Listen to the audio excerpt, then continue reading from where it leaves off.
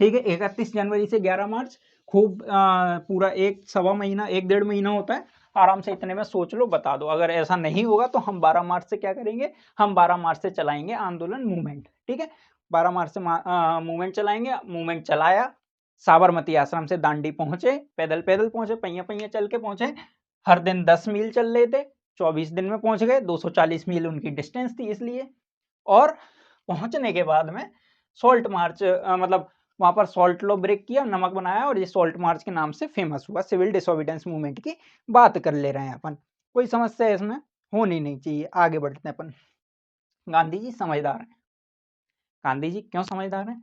गांधी जी ने एक ऐसा टॉपिक उठाया है कि नमक हर इंसान की जरूरत है, अभी थोड़ी देर पहले ही बताया था।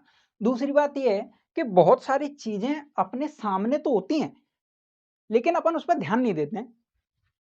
एक एग्जाम्पल के लिए, अपन ने कुछ दिन पहले जितने भी अपन लोग मीम वगैरह देखते हैं, चलाते हैं, सब कुछ, अपन ने एक टैक्स का नाम सुना, पॉपकॉर्न टैक्स, है ना? हमारी निर्मला ताई लेकर के आई थी ना पॉपकॉर्न टैक्स। अब अगर कुछ यूट्यूबर या फिर कुछ पत्रकार उस पर ध्यान नहीं देते तो नॉर्मल सारे जो टैक्स हैं उतने हम ध्यान देते भी नहीं। जितना उसका मीम बना हुआ है, जितना उसका फालतू के कमेंट बने हुए हैं, उतना हम ध्यान देते भी नहीं। लेकिन जब एक बार बन गया तो सब लोग ध्यान दे रहे हैं। सेम कंडीशन यहाँ पे सॉल्ट के बारे में भी आ रही है। सॉल्ट लॉ अभी तक क्या पहले लोगों पे लग नहीं रहा था? क्या लग रहा था? क्या लोग परेशान नहीं थे? परेशान थे, लेकिन ज्यादा ध्यान नहीं दे रहे थे। गांधी जी को समझ में आया कि ये सभी लोगों को इकट्ठा करने का, साथ में यूनाइट करने का एक बहुत बेहतरीन तरीका है। नमक पे ध्यान दिया, सॉल्ट लॉ पे ध्यान दिया, बहुत सारे लोगों को समझ में आया ये तो बात सही कह रहे हैं गांधी जी भाई। वो लोग भी इनके साथ में आ गए, बढ़िया मूवमेंट चला। आगे बढ़ते हैं अपन। जैसे ही ये सॉरी, जैसे ही 6 अप्रैल आया, 6 अप्रैल को सिविल डिसोबीडियंस मूवमेंट अनाउंस हुआ। बहुत सारे लोग मिलकर के गांधी जी के साथ में हड़ताल वगैरह करने लगे, स्ट्राइक वगैरह करने लगे। Civil disobedience movement non corporation movement के साथ में सिमिलर टाइप का ही है। ठीक है ना? जो अपना सीडीएम है वो एनसीएम से लगभग सिमिलर टाइप का है। कैसे कि एनसीएम में, नॉन कॉर्पोरेशन मूवमेंट में, सभी लोग जॉब छोड़ रहे थे। जॉब छोड़ रहे थे मतलब जो सरकारी जॉब कर रहे थे वो लोग जॉब छोड़ रहे थे, ये लोग भी जॉब छोड़ रहे हैं। बात समझ में आ रही है? इसके अलावा क्या है? इसके अलावा ये है कि नॉन कॉर्पोरेशन मूवमेंट में फॉरेन जो क्लॉथ्स थे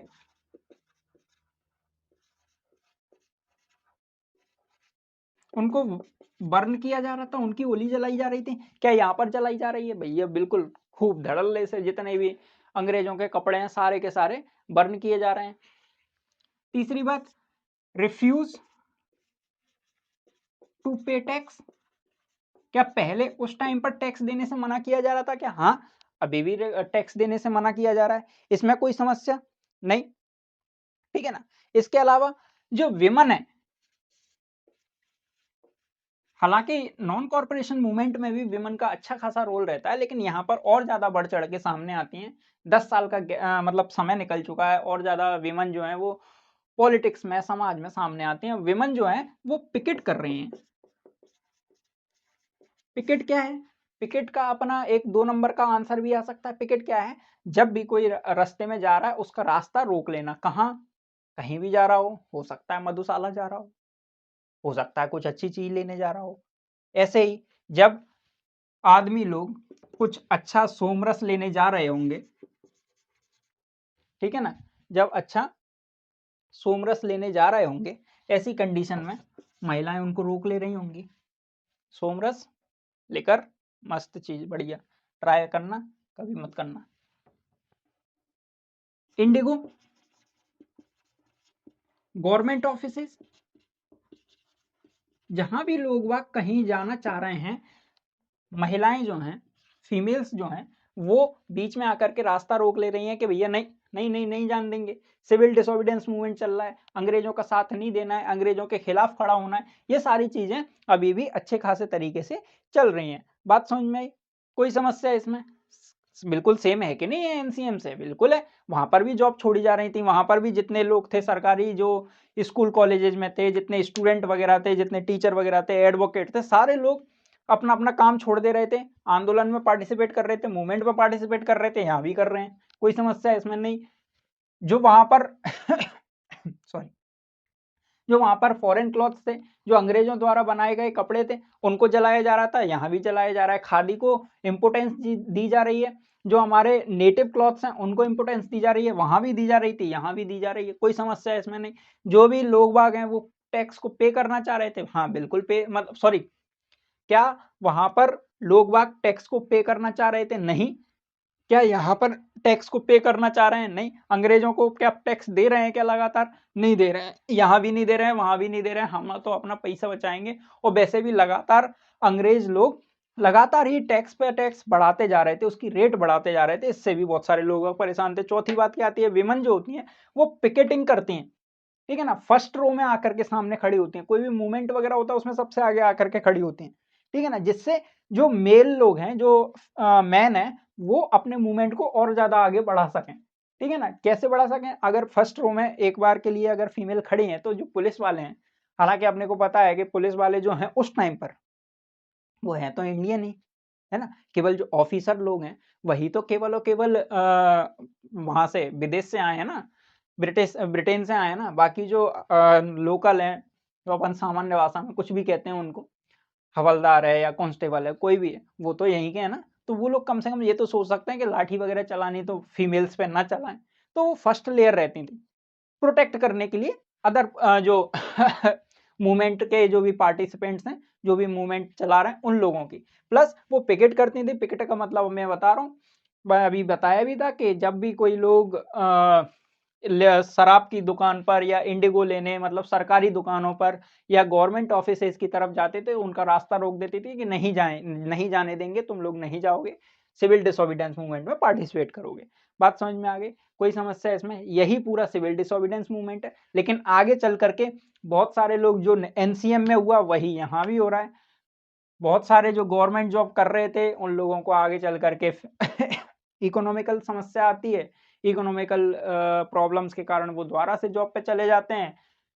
कपड़े जैसे पहले द्वारा पहने जा रहे थे, द्वारा से यूज किए जा रहे थे, वैसे ही अभी फिर से द्वारा एक बार फिर यूज किए जा रहे हैं। जो टैक्स है उसको जो अंग्रेज लोग हैं वो लगातार बहुत ज्यादा, मतलब मारपीट कर रहे हैं, बहुत सारे लोगों को अरेस्ट कर रहे हैं, जिसके कारण बहुत सारे लोग दुखी होकर के दे रहे हैं। विमन लोग भी ज्यादा मतलब फर्स्ट लेयर जो ज्यादा प्रोटेक्शन नहीं दे पा रही थी, जिसके कारण बहुत सारी विमन भी जेल वगैरह गई, उन्होंने भी लाठी चार्ज में लाठी वगैरह खाई, तो बहुत सारी समस्या आ रही थी। इसी को लेकर के एक पैक्ट होता है, जो कि उसकी डेट क्या होती है? उसकी डेट होती है 1 साल बाद, 5 मार्च 1931। किस किस के बीच में होता है? इसको नाम दिया जाता है Gandhi Irwin pact. Gandhi Irwin pact 5 March 1931, ठीक है। यहां पर इरविन भाई साहब गांधी जी से कहते हैं, तुम अपना सिविल डिसोबीडेंस मूवमेंट तुरंत बंद करो। और इसके बदले में गांधी जी क्या कहते हैं? गांधी जी कहते हैं कि हमें लिबर्टी चाहिए, हमें फ्रीडम चाहिए, इंडिपेंडेंस चाहिए, इसके साथ में कुछ राइट्स चाहिए पहले अभी के अभी, वो तो अगर तुम लोग दोगे तो ऐसी कंडीशन में हम इस मूवमेंट को अभी बंद कर देंगे। इन दोनों की कुछ बातें हुई होंगी पर्सनल, अपने को क्या पता, जितना किताब में दिया उतना लिख देंगे कि गांधी इरविन पैक्ट हुआ था 5 मार्च 1931 को, रट्टा खत्म, ठीक है ना। इसके बाद में गांधी जी ने ये सिविल डिसोबीडेंस मूवमेंट बंद कर दिया। लेकिन इसके साथ में एक और बात याद रखेंगे, गांधी इरविन पैक्ट में एक बात और सामने आई कि सेकंड राउंड टेबल कॉन्फ्रेंस को,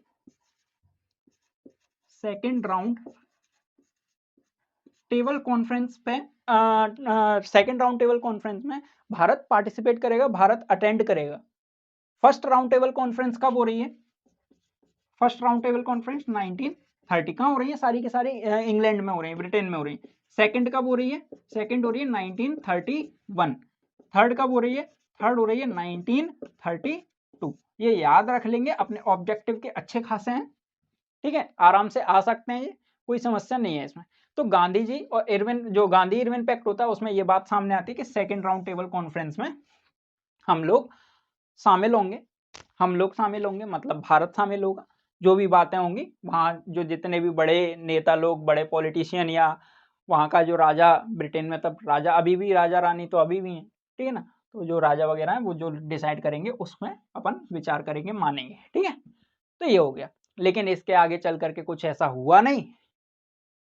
गांधी जी ने और इरविन ने जो बातें करी थी गांधी इरविन पैक्ट में, जितना भी जो सुलह हुई थी वो ऐसे हुई नहीं। तो दोबारा से 1932 में, स्टार्टिंग 1932 में दोबारा से गांधी जी ने सिविल डिसोबीडियंस मूवमेंट फिर से रीस्टार्ट कर दिया। अपन ने गाना तो सुना ही होगा रीस्टार्ट, तो दोबारा रीस्टार्ट कर दिया और ये लगभग 1934 तक चलता है। यहाँ सेकंड राउंड टेबल कॉन्फ्रेंस की कहानी है, वो मैं अगले वाले वीडियो में बताऊंगा। और इसके साथ में अब यहाँ पर इस वीडियो में अपन इतना ही रख लेंगे।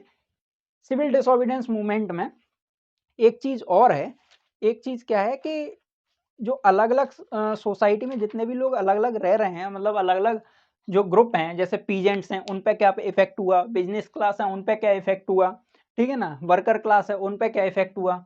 विमन वाला इंपॉर्टेंट क्वेश्चन है, वो सीबीएसई में भी आता रहता है, एनसीईआरटी में भी आता रहता है, तो वो अगले वाले वीडियो में कर लेंगे। ये वाला लंबा हो जाएगा, आराम से बढ़िया पढ़ो, समझ में आ जाएगा। नहीं आ रहा कमेंट कर दो, बता दो किस चीज़ में समस्या आ रही है, मैं उसको और बढ़िया कर लेंगे अपन, आराम से समझ में आ जाएगा। आराम से पढ़ो और जल्दी जल्दी पढ़ो, टाइम नहीं है, अच्छे से मन लगा करके, ठीक है। बाय, धन्यवाद।